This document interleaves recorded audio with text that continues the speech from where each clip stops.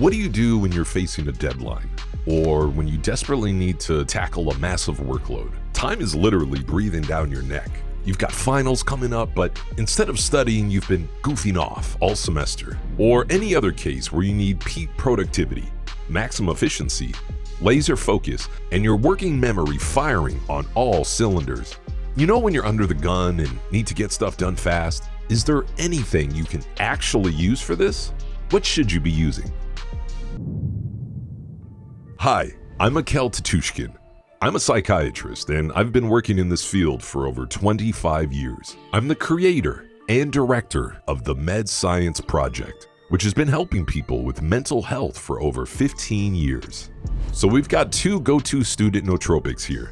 There's the old school one called Nootropil, or paracetam. It's been used by students to crush their exams before I even got into medical school. And then there's the newer Phenotropil, which is gradually edging out the old-timer Nootropil in this space. These supplements, I should mention, are pretty darn similar. I mean, even the names, Nootropil, Phenotropil, they practically rhyme, and they're basically from the same family of compounds.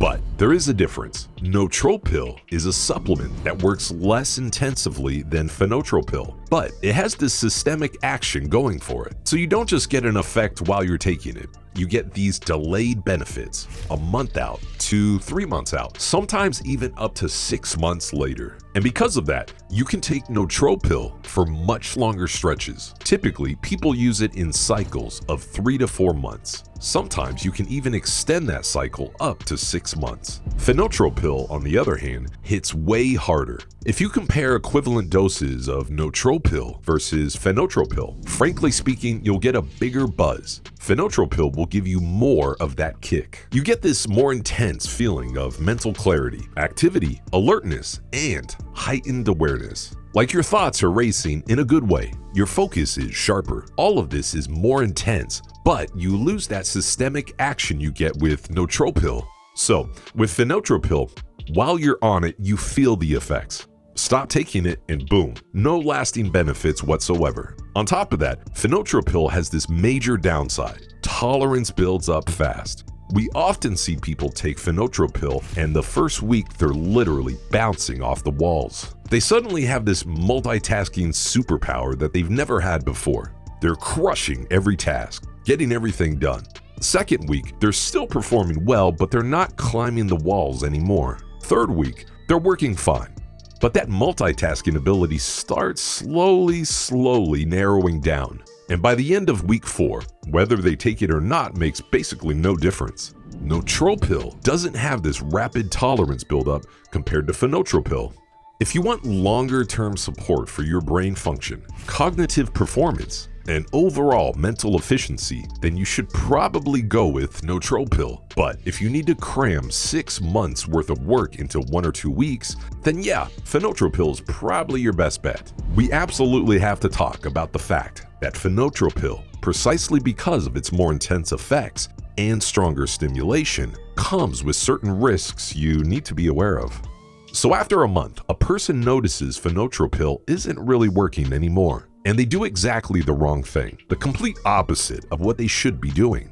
This actually applies to all supplements that could potentially create dosage issues. When they stop working, you need to stop taking them, not bump up the dose. The same rule applies here. When Phenotropil stops working, all you need to do is discontinue it. Don't try to chase the effect by going from 100 milligrams to 200, 300, 500 milligrams. Unfortunately, I've seen cases in my practice where people ignored the recommended maximum duration of 1 month for Phenotropil and stretched this pleasure out for several months, sometimes even 6 months. And by the end of the 6 months of taking Phenotropil, which is totally not okay, they build tolerance that looks similar to that of stimulant addiction. For example, from amphetamine or methamphetamine dependence. I actually had one patient who showed clear signs of third-stage addiction, where even the tiniest dose would trigger a severe overdose reaction. I'm talking wild heart palpitations, blood pressure spiking to near-stroke levels, complete autonomic chaos, like a panic attack, but even more intense. All of this would hit instantly after taking even a small dose. This would last for hours, then disappear. Instead of getting any beneficial effects, their functionality would crash into this brutal, horrific exhaustion where they literally couldn't get up from the couch, couldn't even make it to the bathroom. This is obviously an extreme case. Usually Phenotropil doesn't cause this kind of problem, but you absolutely need to respect that 1 month limit. You can find additional information by clicking on the links in the video description.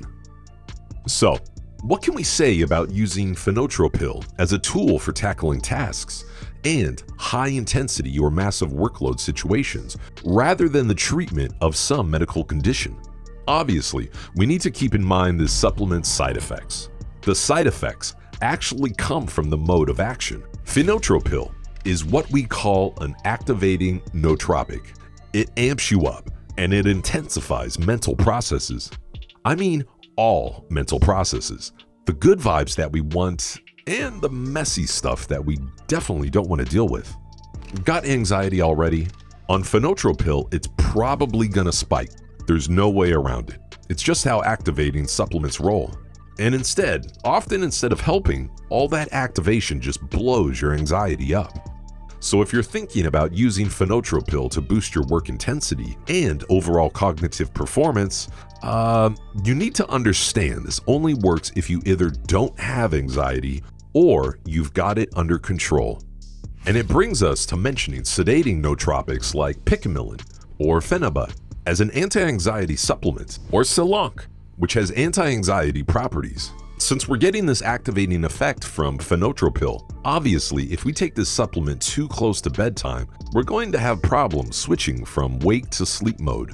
So regarding timing, it's typically taken 3 times a day, but based on my experience, first off, that third dose should never be after 4 p.m. And honestly, it's better to just stick to twice daily, morning and afternoon. Because the later in the day you take Phenotropil, the higher the risk it's going to mess with your ability to fall asleep. And here, even though we're talking about nootropic supplements and chemical ways to enhance our cognitive function, you need to understand that quality sleep is literally the #1 priority if you plan on using your brain effectively, period. Those standard 7 to 8 hours of sleep, that's what you need to nail down before any nootropics, before any neuroprotector, before any biohacking whatsoever. Until you've got that locked down, I wouldn't even bother with anything else. Your results will be mediocre at best. If you compare Phenotropil with Nootropil or Paracetam, in terms of side effects, Paracetam has the same issues. Again, it's best to take Nootropil before 3 to 4 p.m. If Nootropil hits harder for you and you've got anxiety, chances are it could make it worse. Both Nootropil and Phenotropil, by the way, can trigger increased irritability, aggression, and short temper if someone's already prone to that stuff. Depression, being the most common mental health disorder, obviously requires antidepressant treatment, but nootropic supplements can actually be quite helpful too, both for preventing depression and as part of initial treatment.